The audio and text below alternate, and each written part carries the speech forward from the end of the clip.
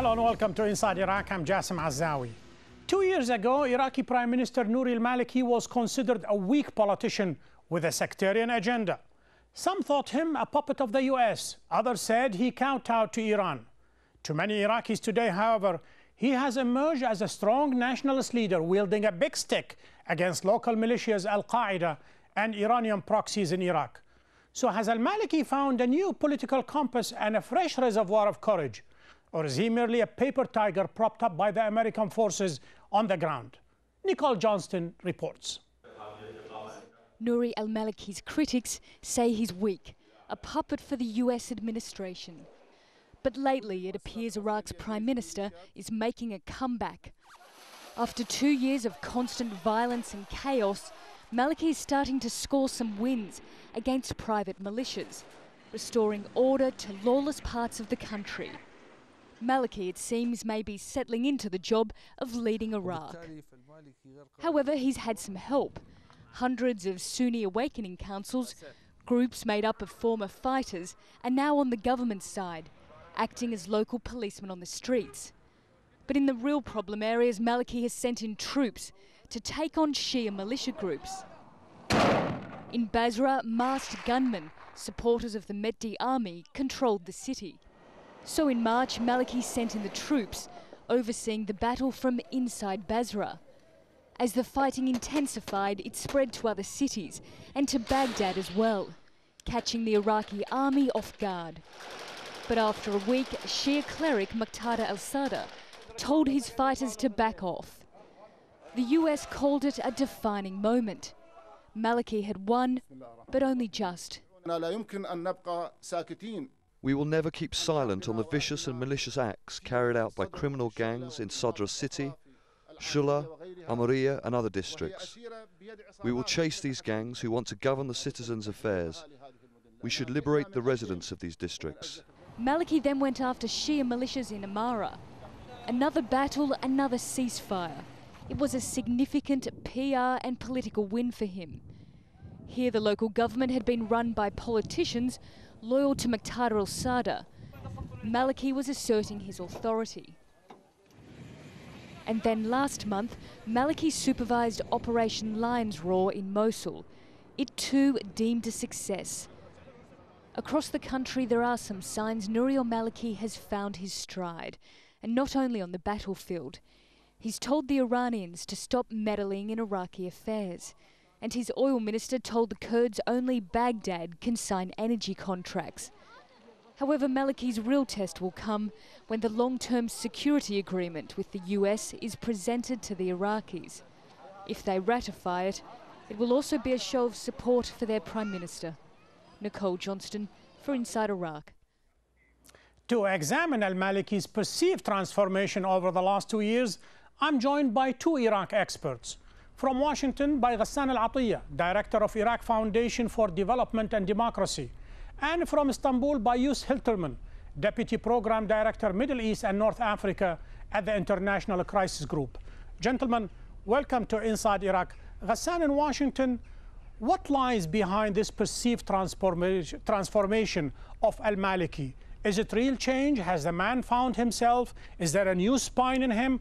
Or this is merely cosmetic and some sort of a PR? I think there is a real change. But how far this change, this is questionable. We should know that al-Maliki came to power by default. Al-Ja'fari before him was forced, pressured to resign. Then there was the question who to replace him. Again, this was debated among the big Shia Islamist coalition. And he won the primaryship by single vote. Ironically, at the time, it was the clash between the Sadrist and the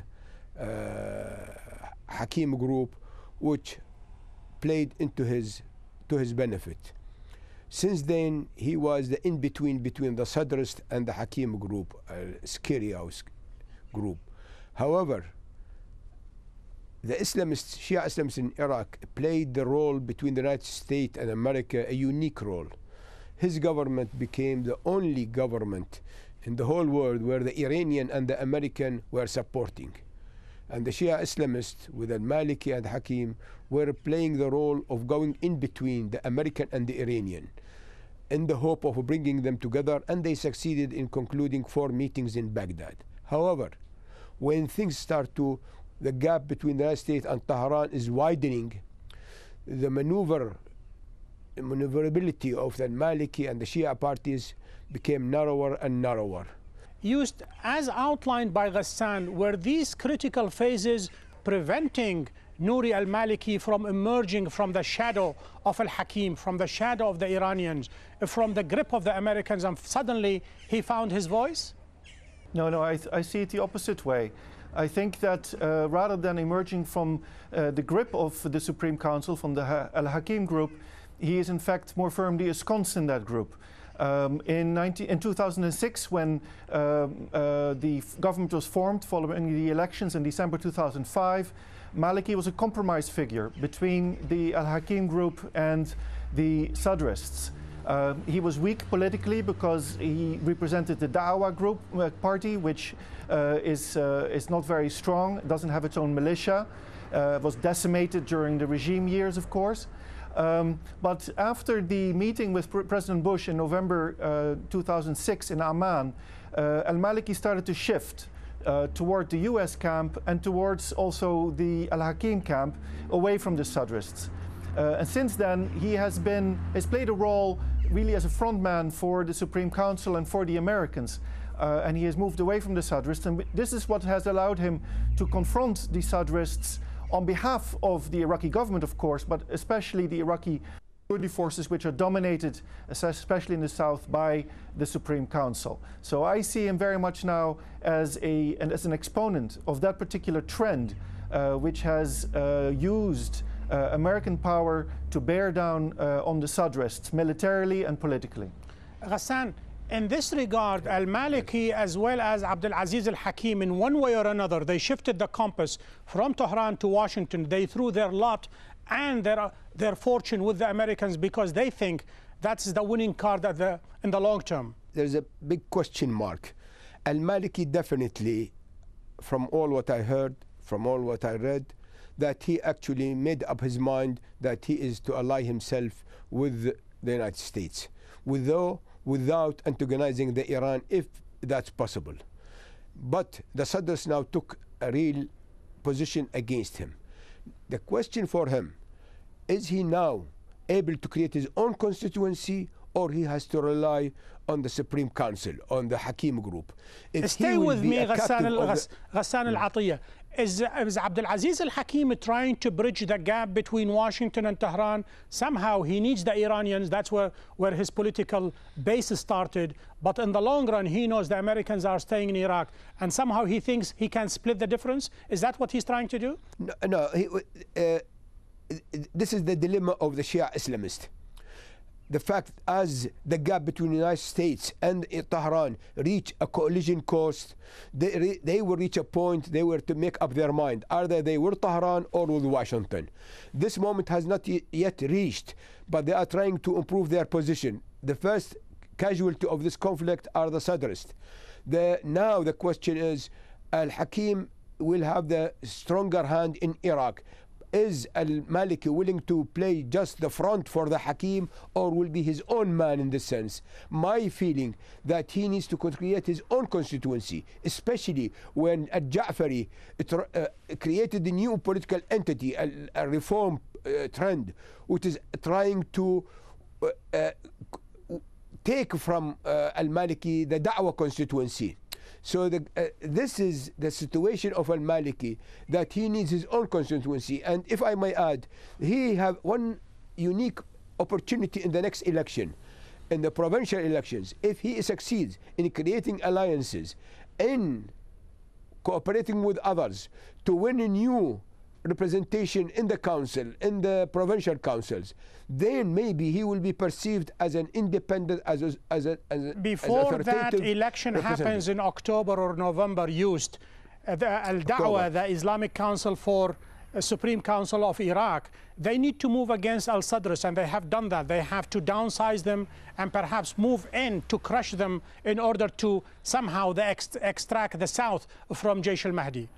Yeah, I think what has happened with the starting with the Basra operation, which came not coincidentally right after the Provincial Powers Law was passed, which set the deadline for the provincial council elections. Beginning with the Basra operation, we've seen attempts by the Iraqi government, which again is dominated by the Supreme Council and the Da'wah party under Maliki, to suppress the Sadrists or at least to delegitimize them. I think that operation in particular was aimed at drawing the Sadrists out into the street, into a violent mode of confrontation, which would then have brought the Americans in to crush the Sadrists. The Americans didn't go for the bait. They did help the Iraqi government to restore order in Basra, understandably probably. They provided air support, they provided some advisors at the neighborhood level. And the operation in the end was fairly successful, mostly because the Sadrists realized that they had no benefit from an open confrontation with the Americans, and they decided to keep their ceasefire in place. This worked for them, and this worked, of course, very much for the population in Basra, who no longer were living under the rule of the Sadrists in several neighborhoods.